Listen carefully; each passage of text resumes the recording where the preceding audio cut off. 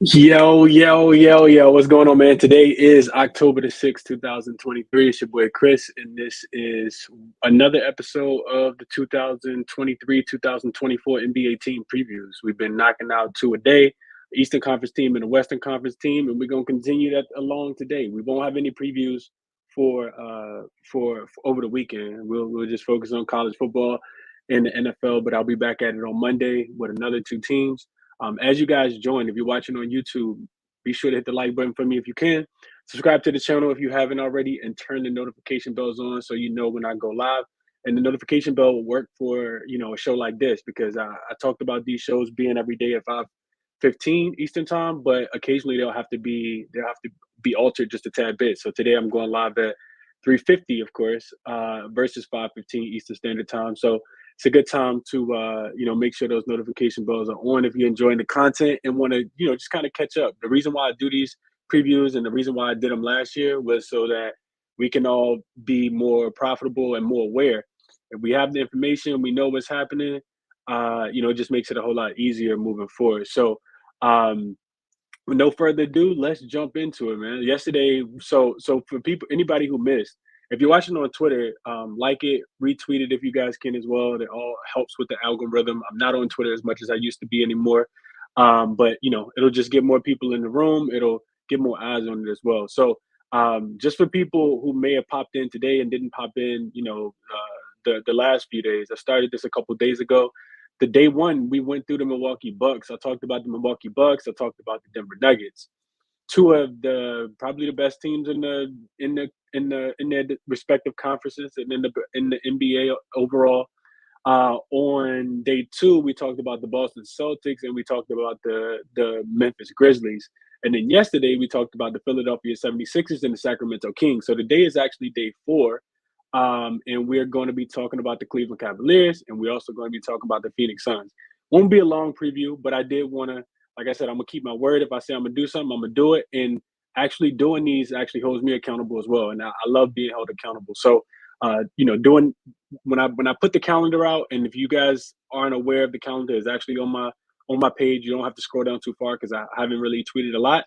But you can go through the calendar, bookmark it. You can save the calendar. You can save the picture in the calendar so you can see when I'm gonna be talking about each team. So maybe you're interested in a specific team, but not really the rest of the team. So no further ado, let's jump into it, man. So first team we got up is the Cleveland Cavaliers. We're starting the Eastern Conference. This Cleveland Cavaliers team won 51 games last year. 51-31 was their record. They have odds to win the Central Division at plus 275. They have odds to win the Eastern Conference. They're plus 1100, and their chances to win a title is actually 30-1, plus 3,000 to win the title. Nobody's really expecting this team to win the title.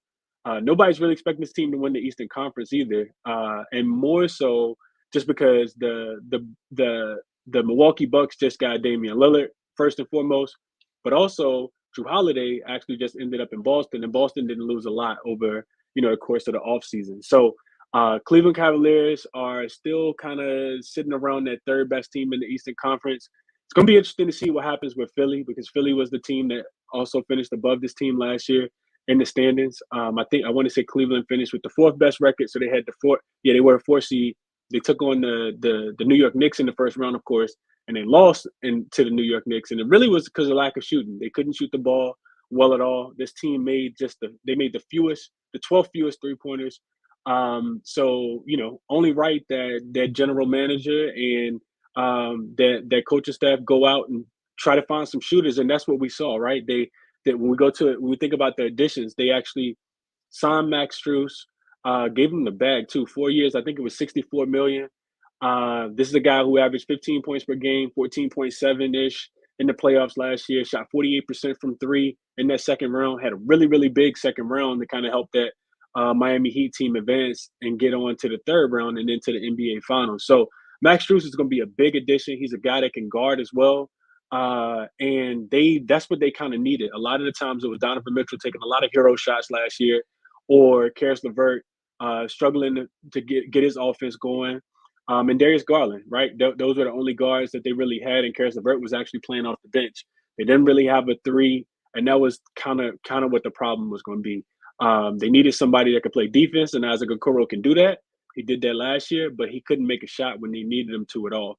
And I'm pretty sure he's going to start, but his minutes kind of fluctuating. And we'll see what that ends for this team. But Max Strus is a big pickup for this team. They also bring in Gorgeous Niang.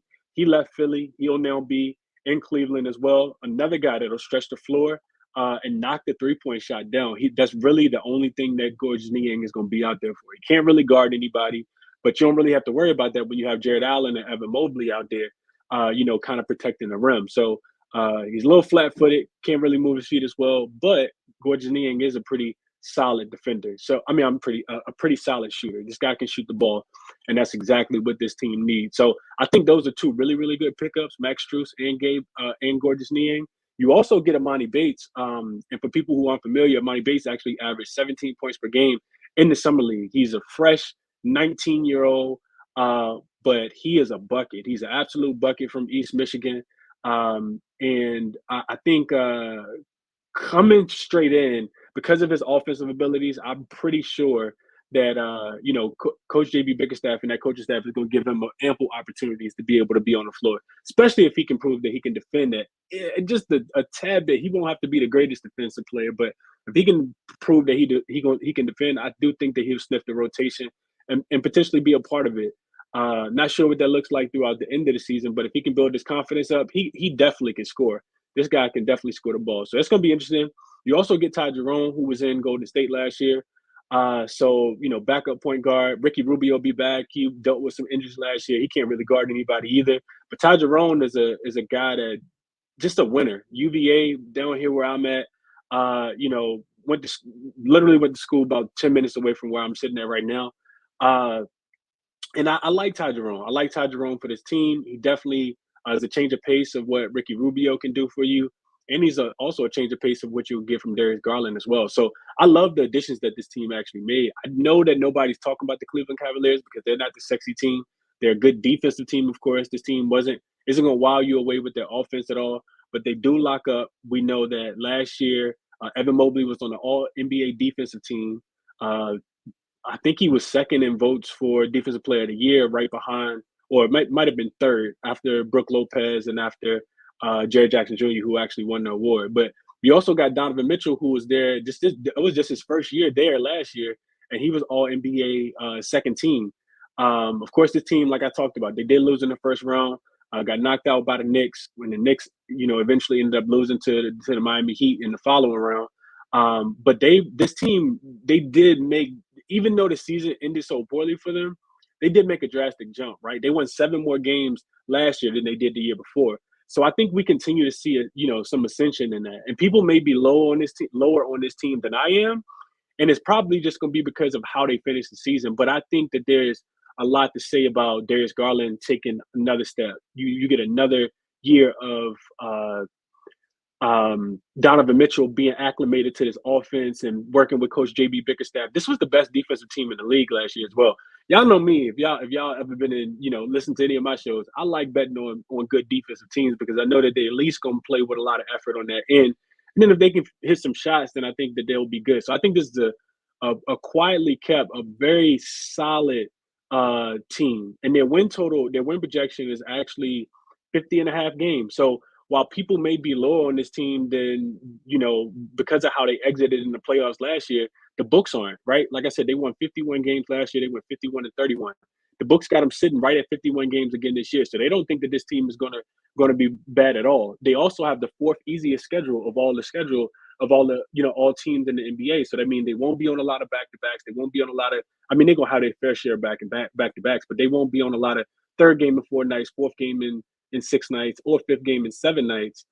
So that sets up well for them also. And we know how hard it was to win in Cleveland. They really play a lot of good defense when they were in Cleveland, specifically on the road, typically where you couldn't trust them offensively. So I would buy this team if I'm gonna go through all the teams first, then I'll place my future bets. But putting the Cleveland Cavaliers, putting the ticket in your pocket for 50.5 wins is -110. I'm pretty sure that was available on DraftKings when I checked, which was the best odds. A lot of these are -120. Don't like locking up money for the entirety of a season, of course, unless I'm getting pretty good odds. But I will have probably maybe 3 or 4 futures. I won't go heavy. There'll be a unit, maybe 0.75 units, unit and a half. But I do like, this Cleveland Cavaliers team. I do think that also when you think about, and it's the last point I'll say on the Cleveland Cavaliers, when you think about the other teams in the Eastern Conference, a lot of the teams in the Eastern Conference didn't get better, right? You go through the list, the Milwaukee Bucks, yeah, they probably did get better. The Boston Celtics, yeah, potentially they could have gotten a little bit better. But I talked about this when I broke those teams down. Both of those teams got better offensively, in my estimation. The Boston Celtics losing Robert Williams, the Boston Celtics losing Malcolm Brogdon, Grant Williams. That does not help their offense at all. That doesn't help their defense at all. You bring in a guy like Drew Holiday who can play defense at times, but he's also a year older. Now you don't have Robert Williams, so you're really relying a lot on Porzingis to stay healthy. You're relying a lot on Al Horford, who's a year older, a step slower, to be able to guard these bigs, and he's going to get switched out in the pick and roll as well, and probably won't play a lot of the second night of back to backs as well. So I think both of those teams will have to score the ball a lot. Whereas this Cleveland Cavaliers team is one of the first teams that we've talked about being more of a defensive minded oriented team. So I actually like this Cleveland Cavaliers team. I will put the ticket in my pocket, but I haven't done so yet on their win total over 50.5 wins. Um, don't know if they win the Central. Definitely not putting a ticket in my pocket for them to win the title or to win the East or anything like that. But I do like this Cleveland Cavaliers team. I think Coach JB Bickerstaff is a well respected guy, and I like the idea of Donovan Mitchell getting another year with Darius Garland. And I think this team continues to ascend. I think they win 54, 55 games this year in the Eastern Conference. So those are my thoughts on the Cleveland Cavaliers. Anybody got anything on the Cavs? If so, feel free to send me a request if you're listening in on Twitter. If you guys got questions or thoughts on this team and you're watching on YouTube, just let me know what's up. Send me a comment. Prolific says, "What up, my boy Chris? What up, Prolific? Appreciate you being here." Shout out to Zachariah for being here as well. Johnny says, "Go Suns." We're just about to talk about them in a second. And what's up? And appreciate you being here as well, man. My man Anthony in the chat. Shout out to the members. Shout out for everybody that's been rocking with me. I put two plays in the two NFL player props in the YouTube description. Been doing pretty well with the props and with the sides actually as well in the NFL. So hopefully we can kind of keep that going. We'll be evaluating some more of those probably tonight and dropping a few more plays when we get more lines. So let's keep going because I don't see anybody. I don't have any requests, so I'm gonna just keep going. Again, if you're watching this late, hit the like button for me. Subscribe to the YouTube channel if you guys haven't already. I know when the NBA season start, I'm already locked in. But when the NBA season start, I'm super locked in. We had a game yesterday, the Abu Dhabi game between the Minnesota Timberwolves and the Dallas Mavericks. Where Anthony Edwards not playing this one, pretty sure he's going to play in the one that's tomorrow. I want to say. Then we also got Lakers versus Golden State in the Bay at Chase Center this weekend as well. News just came out that Austin Reeves will not be playing in that game. And it's not anything crazy. Coach Ham said that they just wanted to kind of monitor him because he plays so much basketball over the summer, so they're not rushing him to get back in. But Sage looked good at practice. And then also LeBron James isn't going to play. That news was announced yesterday. So as we get close to the game time, Coach Kerr could pull the same type of thing. So I'm gonna wait. I may have a play for that game, but we'll see once we get all the news as we get close to the game time. A lot of the times, you get this information 5 minutes before game time that one of these players not gonna play. Anthony Edwards wasn't announced until 5 minutes before yesterday, that game in Abu Dhabi. So not putting out a play right now because we already know Draymond won't be playing for the Golden State Warriors. He sprained his ankle at practice, and it's gonna be interesting to see what. I can't imagine Kerr wants to play his veterans, heavy minutes. So if it's Lakers B team versus Golden State's B team, I think I like Lakers B team, but we'll see. And I probably won't have a play on the side. It'll probably be something on the total. But let's keep going. Let's talk about this Phoenix Suns team now. Already clicked the banner. We got the Phoenix Suns. Odds are at the bottom, strolling over on YouTube. You got the Phoenix Suns at plus 160 to win the Pacific Division.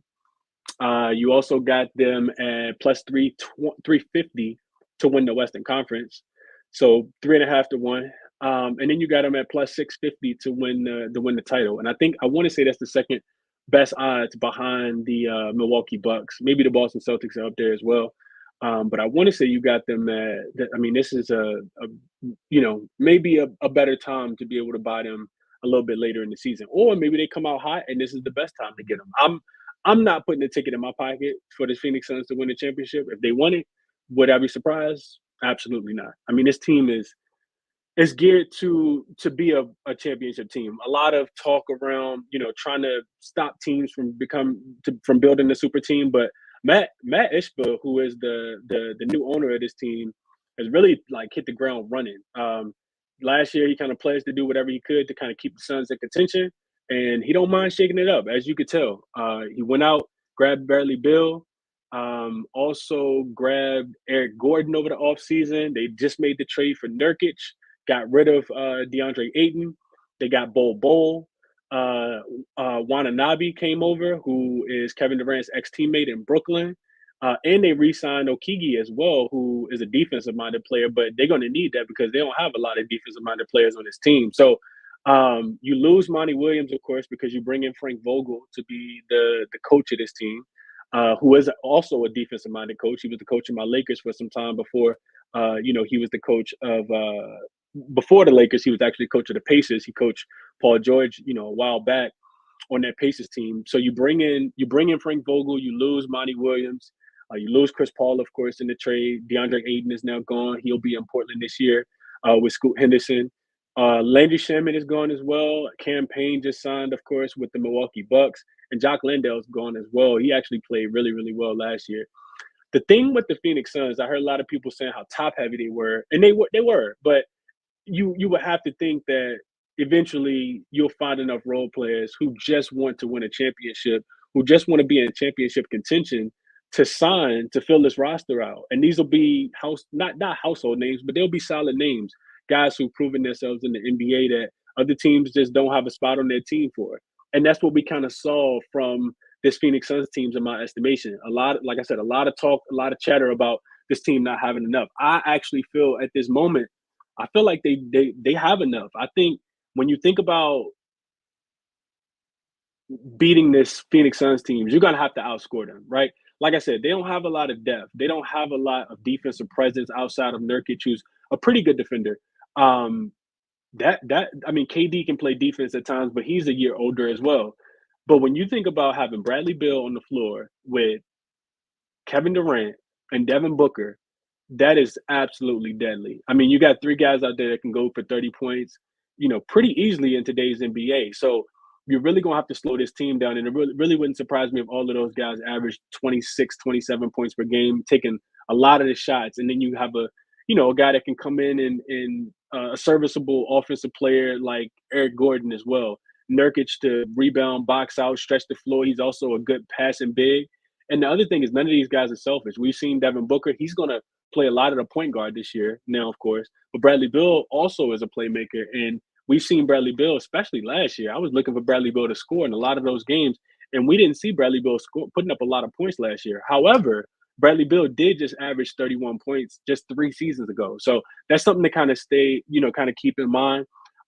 His health will be a big thing because he has missed a lot of time, it feels like, over the last year, 2 years. Where he just hasn't been able to stay healthy and stay on the floor for long periods of time when he played at DC for the Wizards. So that's going to be interesting to see how his health kind of plays out. But if this team can stay healthy, I don't see a reason why they can't contend with the Denver Nuggets. I do think that you got to figure out the Jokic thing because Jokic Jamal Murray is the deadliest play in the game. That pick and roll is absolutely lethal. And Jokic, while he doesn't look like he's in shape right now, because he did a lot of partying. There was a lot of bar mitzvahs, a lot of dancing, a lot of singing, when he was in his home country. I do think that they will, get themselves back in shape. And I wouldn't bet on Denver at the beginning of the season because, you probably just kind of ease into the season, understanding that the goal is to repeat as champions. And the beginning of the season isn't as important as the end of the season. You do want to hit your peak kind of early. So of course they'll have their hands full with the Denver the Denver Nuggets, but I think this Phoenix team is going to be really, really good. I do think that this team is going to be really, really good. I talked about it. I also think that this will be an over team. They don't have a bunch of guys that are going to play a lot of defense in my estimation. I don't trust Bradley Beal or Devin Booker playing defense. a bunch of those bench guys, and they still kind of lack. I mean, you have Nurkic, of course, which is the biggest big man that they've had because he's a lot bigger than Aiden, but I don't know what Nurkic is going to be able to do with Jokic when when it really comes down to it. What is he going to be able to do with Anthony Davis when it really comes down to it? So we'll kind of see how that all plays out. Right now, their season win total is sitting at 51.5, and that's actually juiced to the over at -120. So I think this team can win 52 games. Absolutely. I think will they want home court advantage in the first round? Absolutely. And I think you'll need to win 51, 52, 53, 54 games to do that. But the Western Conference is stacked. I've been talking about it throughout the entirety of doing all these shows. It's every single team that we've talked about so far, from the Golden State Warriors to the Lakers actually making a couple moves, and Denver being good again, and Ja Morant and the Grizzlies when he comes back. And it's just so many good teams, and the Kings not falling off too far. So many good teams in the Western Conference. So it's interesting to see how everything kind of pans out. And of course, we'll have one or two major injuries, as we always do, which is the reason why it can make it difficult to put these season win totals in early. So those are my thoughts on the Phoenix Suns. They do have the ninth easiest schedule as well, based on other strength of schedule, based on other teams' win percentage, based on second leg of back to backs, based on third and fourth nights, based on travel.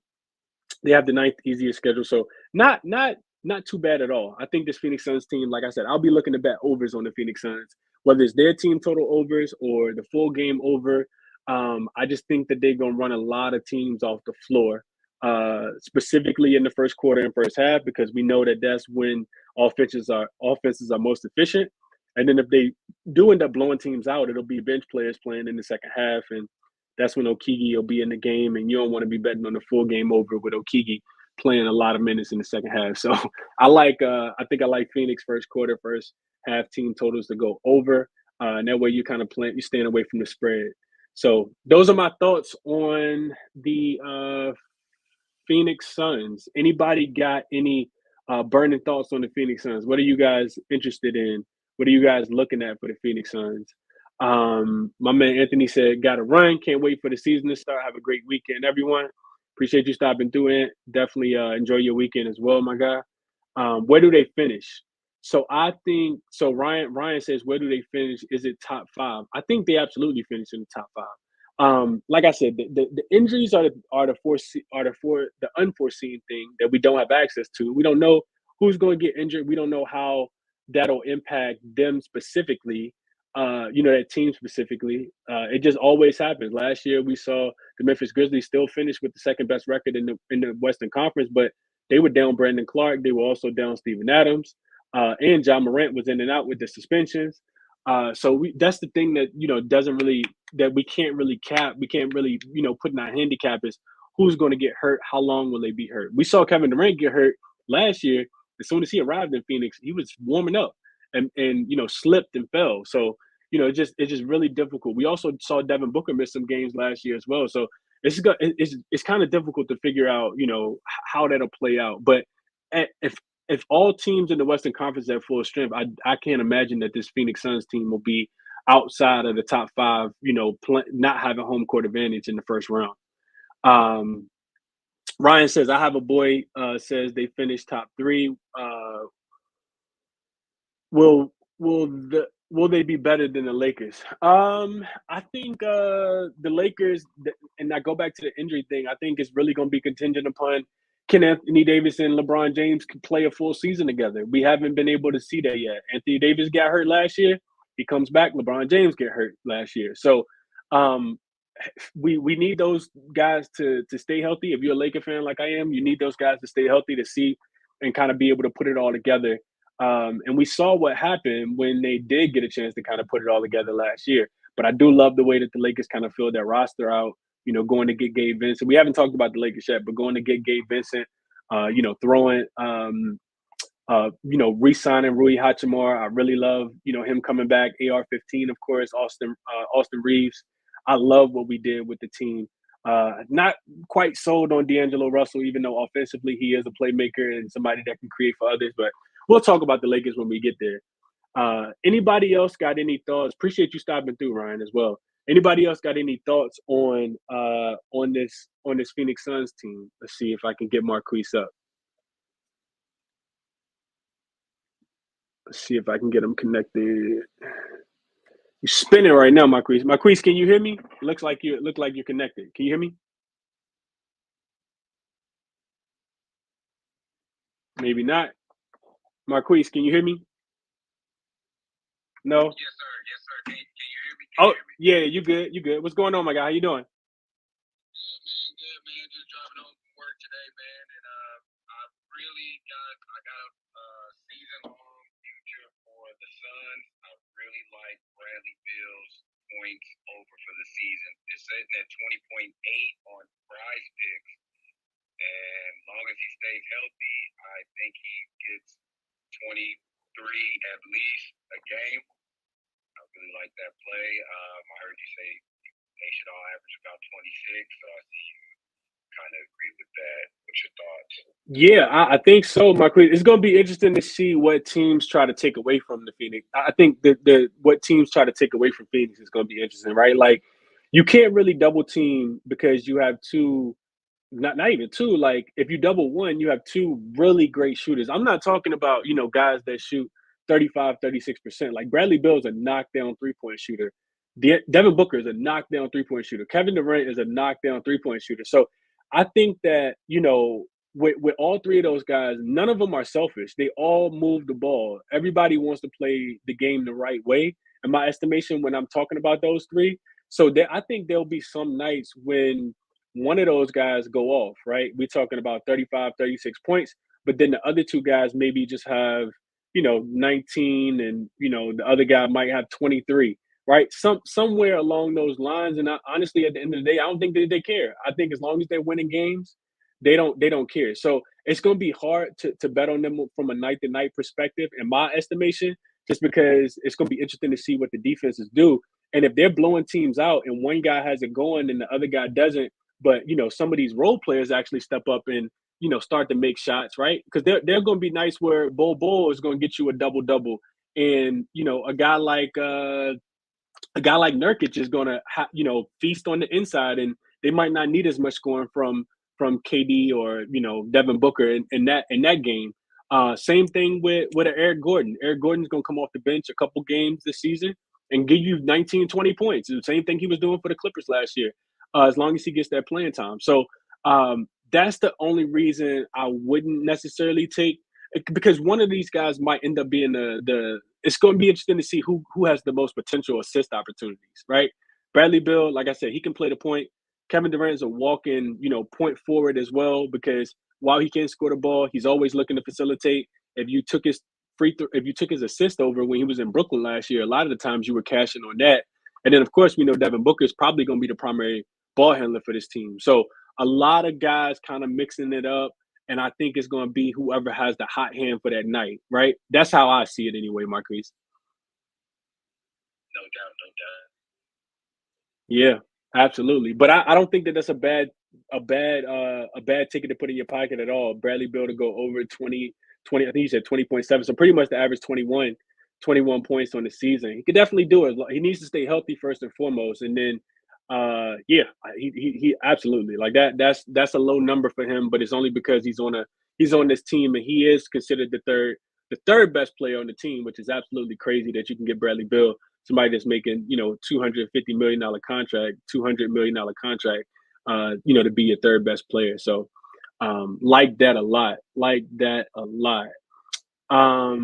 That's it, man. I don't have anything else for you guys. 30 minutes in the books. We discussed, if you joined late, we broke down the Cleveland Cavaliers. We also broke down the Phoenix Suns. If you are somebody who's new to the space, definitely hit the follow button. I'm breaking all these teams down, every team down. We'll break every team down before the season starts on the 24th, Tuesday. Also, I have already done the Milwaukee Bucks. We've already been through the Bucks, the Nuggets, the Boston Celtics, the Memphis Grizzlies, the Phoenix Suns, and the Sacramento Kings. So if you're interested in going back and looking at those, these are short 25, 30-minute videos where I kind of talk about the additions and subtractions, my expectations of these teams. Definitely check out the YouTube at Crispy Cap and Two P's, Two Ends. Until next time, man, you guys enjoy your weekend. Enjoy football, and we'll be back on Monday to talk about the New York Knickerbockers. I see my guy Stefan in the chat. The New York Knickerbockers and the Los Angeles Clippers. I like to call the Clippers the JV team of LA because they are the little brothers to my Lakers. But yeah, we'll talk about those two teams on Monday, New York Knicks and Clippers. And like I said, go back and check out the other episodes as well if you guys are interested. Hit the like button for me if you guys can. Definitely subscribe to the YouTube channel. And like I said, enjoy your weekends, man. I'm out.